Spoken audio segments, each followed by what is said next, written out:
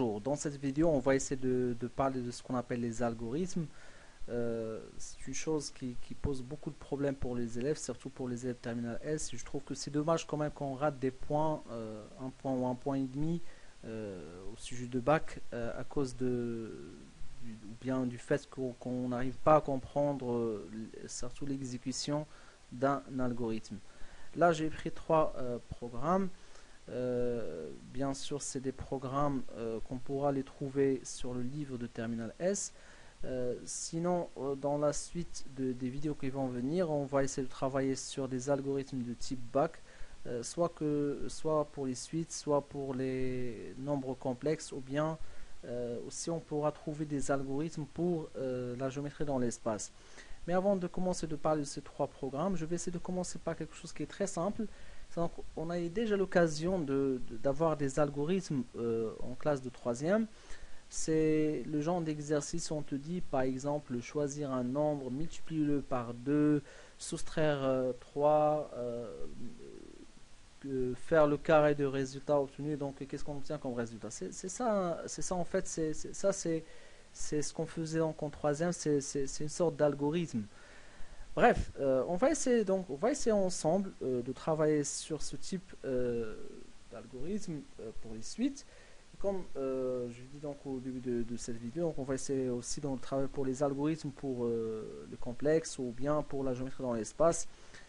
Là, on a le premier programme. Qu'est-ce qu'on a? Donc tout d'abord, on va essayer de lire la question. Donc la question, c'est que pour A égale à 10, dire pour chacun des programmes s'il s'arrête ou non. Et si c'est oui, quelle valeur donc sera affichée? Donc déjà, la valeur affichée sera dans les trois programmes, comme on peut le remarquer, c'est la valeur de n. Donc, pour commencer, on va essayer de lire ce qu'on appelle les variables. Les variables, vraiment, c'est une chose qui n'a pas d'importance. N, un entier naturel, A et X sont des réels. Bref, ça c'est du classique, on le trouvera dans tous les programmes. Donc la ligne 1, 2 et 3, on pourra la trouver dans tous les programmes, dans tous les algorithmes. Entrée, saisir A. Donc là, la valeur qu'on doit faire, ce qu'on appelle la valeur d'entrée. Bien sûr, la valeur d'entrée, nous, on ne peut pas, par exemple, la modifier. C'est l'exercice, c'est dans l'exercice, c'est à eux de nous dire cette valeur-là. Là, par exemple, dans notre cas, la valeur de A, c'est A égale à 10. Affecte donc à n la valeur de 0. Donc ici, affecte donc la valeur de n à n la valeur de 0. C'est donc n, il va prendre la valeur de 0. Donc on va écrire n, il va prendre la valeur de 0. Traitement. Donc tant que tant que x est inférieur ou égal à a, faire. Ici, le tant que, c'est quoi? Ça, c'est la condition pour laquelle donc l'algorithme il s'arrête. Parce que dans tous les algorithmes, il y a une condition qui va nous permettre d'arrêter ce qu'on appelle l'exécution d'un programme ou d'un algorithme. D'accord? Donc le x, tant que la valeur de x est inférieure à a, je dois m'arrêter. Donc ici, nous, on a le a égale à 10. Si on trouve que le x il est inférieur à 10, on va continuer donc à exécuter donc le programme. Le moment où on trouve que la valeur de x elle devient supérieure à 10, là on doit arrêter donc le programme et on doit afficher donc la valeur de n. Maintenant le n il va prendre quelle valeur? La valeur donc de n c'est n plus 1. Nous on avait comme valeur d'entrée c'est n, il prend la valeur de 0. Maintenant la valeur de n ce sera la valeur de n plus 1, sachant que le n au départ il prend la valeur de 0 plus 1, donc la valeur de n maintenant ça devient 1. Affecte donc à x la valeur de n au carré. Donc x, il va prendre quoi? Il va prendre la valeur de tout simplement de 1 au carré, ça fait 1. Est-ce que 1 il est inférieur à 10? Je vous rappelle que toujours donc la valeur de a c'est égal à 10 pour notre exemple. Le 1 il est inférieur à 10? Oui. Dans ce cas-là, je refais donc mon algorithme, c'est donc affecte donc à n la valeur de n plus 1. Maintenant, la n, il va prendre la valeur de n plus 1. Sachant que le n, maintenant, c'est égal à 1. On doit oublier donc ce 0 là, parce que le moment où le n, il prend la valeur de 1, c'est bon, le n égale à 0, c'est oublié. Maintenant, ça va faire n égale à 2. x, il va prendre quelle valeur? Il va prendre la valeur de n au carré. C'est donc 2 au carré. Ça va me faire 4. Est-ce que 4 il est inférieur à 10? Oui. Faire. Donc affecte donc à n la valeur de n plus 1. Donc la valeur de n sera quoi? On doit oublier maintenant la valeur de n égale à 1. Maintenant, on est sur n égale à 2. Donc du coup, donc, le n qui est là, je le remplace par 2 plus 1, ça va me faire 3. Et x il va prendre la valeur de n au carré. Donc la dernière valeur de n, c'est 3. 3 au carré, ça va faire 9. Est-ce que 9 il est inférieur à 10? Oui. Faire. Donc affecte donc à n la valeur de n plus 1. Et je continue comme ça. N il va prendre cette fois-ci n plus 1. Donc 3 plus 1, ça fait 4. La valeur de x, elle va prendre la valeur de n au carré, donc 4 au carré, donc égal à 16. Est-ce que 16 il est inférieur à 10? Non. Donc là, fin de tant que. Le moment où j'obtiens une valeur qui n'est pas inférieure à 10, je m'arrête là. Sorti, donc je sors et j'affiche donc la valeur de n. La dernière valeur affichée donc par n, c'est 4. Donc le premier programme, le premier algorithme, il va nous afficher donc n égale à 4. Voilà, par exemple, pour le premier programme. Ça y est, donc c'est bon, donc c'est clair pour le premier programme. D'accord, maintenant on va passer donc au second programme. On va effacer tout ça. Donc pour le programme numéro 2, ou bien l'algorithme numéro 2, toujours la même chose. En fait, vous avez remarqué tout le temps que les algorithmes ou les programmes, ils commencent de la même façon. Donc on doit définir la liste des variables. N, un entier naturel, A, Y sont des réels. Entrée, saisir la valeur de A. Bien sûr, toujours on est sur le même exemple. C'est-à-dire pour A égale à 10. Donc la valeur d'entrée, ça sera donc ici A égale à 10. Avec donc à n la valeur de 0. Donc on refait la même chose. Donc n, il va prendre la valeur de 0. Avec donc à y la valeur de 3. Donc ici, y, tout ça c'est des données. Traitement. Donc tant que y est inférieur à a, ça veut dire quoi? Cela veut dire quoi tout ça? Cela veut dire que 3, est-ce qu'il est inférieur à 10? Parce que y, on a dit donc il prend la valeur de 3. Et a, il prend la valeur de 10. Oui, normalement, c'est 3 est plus petit ou égal à 10. Faire, donc, affecte donc à n la valeur de n plus 1. Donc, n, il va prendre quoi? Il va prendre la valeur d'entrée qui est 0, plus 1, ça fait 1. Affecte donc à y la valeur de. Y, il va prendre quelle valeur? Il va prendre la valeur de 4 fois n, c'est-à-dire 4 fois n, le n c'est égal à 1. C'est plus donc la valeur d'entrée, parce que n, il a déjà pris la valeur de n plus 1. Donc il a pris donc la valeur, l'ancienne valeur de n qui est égale à 0 plus 1, ça fait 1. Donc 4 fois 1, ça fait 4. Plus 3 sur 2 fois 1, ça fait 2. Plus 1.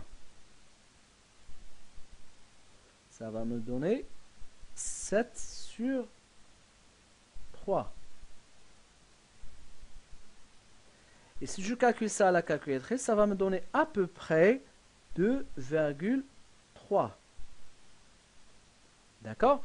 Est-ce que 2,3, je reviens toujours à la condition, donc c'est y inférieur à a, et le y cette fois-ci c'est égal à 2,3. Est-ce que 2,3 est inférieur à 10? Normalement, c'est oui. Dans ce cas-là, je continue mon algorithme. Affecte donc à n la valeur de n plus 1.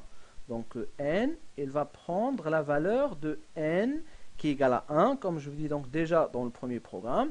On oublie donc la première valeur d'entrée en regardant toujours la dernière valeur qui va prendre le n. Et n, cette fois-ci, égale à 1. Le n égale à 1 plus 1, donc le n prend maintenant C2. Affecter donc à y la valeur de 4 fois n. Donc y égale, ou bien y va prendre la valeur de 4 fois n, c'est-à-dire 4 fois 2, ça fait 8, plus 3, sur 2 fois n, 2 fois 2, ça fait 4, plus 1, ça fait 11, sur 5 égale à 2,2 si on calcule ça avec une calculatrice. Est-ce que 2 il est inférieur ou égal à A? C'est-à-dire, est-ce que 2,2 est inférieur à 10? Normalement, c'est oui. Dans ce cas-là, je dois continuer mon programme. N, il va prendre la valeur de N plus 1. Je prends la dernière valeur, c'est 2. Plus 1, ça va me faire 3. Et Y, il va prendre quelle valeur? Donc le Y, il va prendre 4 fois N. C'est-à-dire 4 fois N. Le N, cette fois-ci, c'est égal à 3. 4 fois 3, ça fait 12. Plus 3 sur 2 fois N, c'est-à-dire 2 fois 3, 6. Plus 1 égale. Ça va me faire 15 sur 7. Et si je calcule donc à la calculatrice 15 sur 7, ça va me donner 2,14. Est-ce que 2,14 est inférieur à 10? Oui. Donc, qu'est-ce qu'on remarque déjà ici? Que la valeur de y, il ne cesse pas de décroître. Donc, à chaque fois, on voit que la valeur précédente est plus grande que la valeur suivante. Donc, on pourra dire que c'est une suite décroissante. Bref, la valeur de y, on obtient de plus en plus des valeurs trop petites. Donc là, on pourra affirmer que cet algorithme, ce programme-là, il ne s'arrêtera jamais. D'ailleurs, on comprendra ça d'après la question. Dire pour chacun des programmes s'il s'arrête ou non. Donc, pour le programme numéro 2, il ne va jamais s'arrêter. Donc, il n'y aura pas de valeur affichée. Autrement dit, donc, si on fait l'exécution de ce programme dans un logiciel, le programme il va pas afficher de valeur, il va continuer, donc continue jusqu'à qu'il va être à un certain moment bloqué. D'accord? Est-ce que c'est clair donc pour ce deuxième programme? Passons maintenant au troisième programme. Donc, pour le programme numéro 3, donc ça va commencer de la même façon. Donc là, on a la liste des variables, le n entier naturel, a, z, blablabla. Saisir la valeur de a. Donc pareil, donc on va garder toujours, puisqu'on est sur la même question, a égale à 10, le a il va prendre la valeur de 10.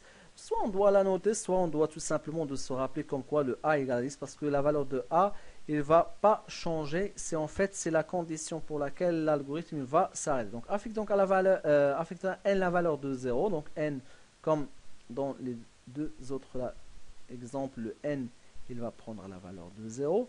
Et affecte donc à z la valeur de 1. Donc z, il va prendre la valeur de 1. Juste là, une petite remarque, dans le programme ou l'algorithme numéro 2, affecte donc à y la valeur de 3, on ne l'a pas utilisé. En fait, c'était juste là pour dire est-ce que 3 est inférieur à 10. Bref, sincèrement, donc le 3 ici, c'est où la valeur affecte donc à y. Il était donc de aucune utilité, tout simplement. C'est une valeur d'entrée. Par contre, je pense dans l'algorithme numéro 3, le 1, on va l'utiliser. Puisque déjà ici, on a 1, est-ce qu'il est inférieur à 10? Oui, donc là, affecte donc à la valeur de n, la valeur de n plus 1, comme dans les autres algorithmes. Donc ça fera l'ancienne valeur de n, c'est 0, plus 1, ça fait 1.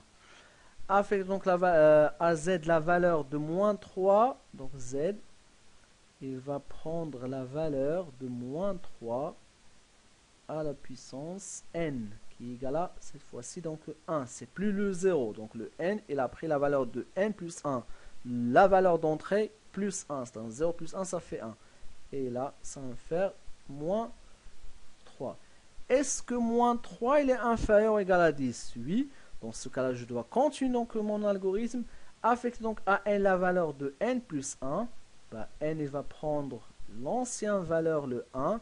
Plus 1, ça fait 2. Et z, il va prendre la valeur de quoi? Il va prendre la valeur de moins 3 à la puissance n. C'est-à-dire donc 2 ici. Ça fait 9. D'accord? Et je reviens à la condition. Est-ce que 9 est inférieur ou égal à 10? Normalement, c'est oui. Donc, je dois continuer. Donc, pour n égale à, ou bien il prend la valeur, affecte donc à n plus 1, toujours je prends l'ancienne valeur de n qui est égale à 2, 2 plus 1 ça fait 3.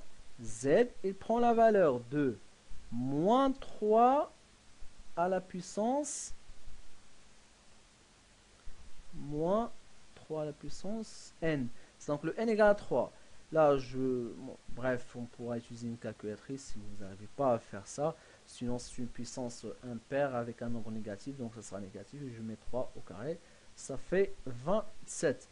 Est-ce que moins 27 est inférieur à 10? Oui. Bah, là, je dois continuer. Donc, n, il va prendre la valeur de n plus 1. C'est-à-dire n, il va prendre la valeur de 4. Cette fois-ci.